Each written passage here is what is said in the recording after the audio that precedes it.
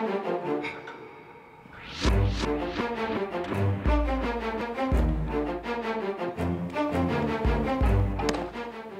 few successful hours here could change a player's life forever.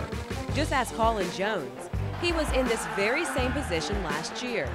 As a defensive back for TCU, he was a virtual unknown to NFL scouts. But he put up numbers that day which grabbed everyone's attention.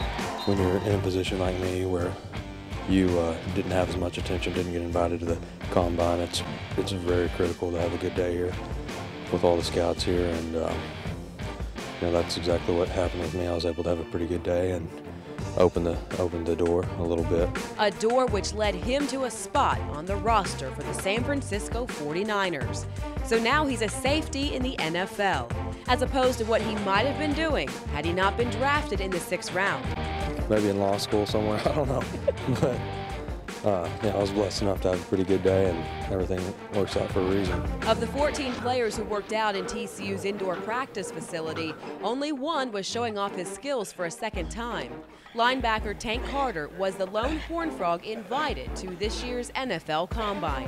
Here, it's, you know, you get a lot less time to sit there and wait to come up to do what you need to do. At the Combine, it's you go in 10 seconds and then you wait for 15, and then you go in 10 seconds, you wait for 15.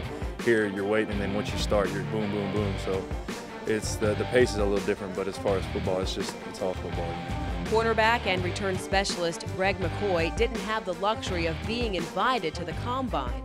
So this pro day was his one shot, and he took it seriously.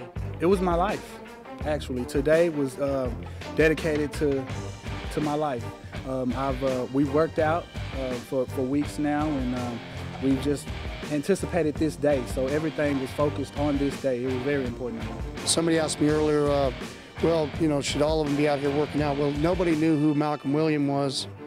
Here he's got a Super Bowl ring. Nobody knew who Colin Jones was until he ran a 4.32 at this, and he got all the way to the championship game for the 49ers. It's those kind of success stories which keep the dream alive for players trying to make it to the NFL.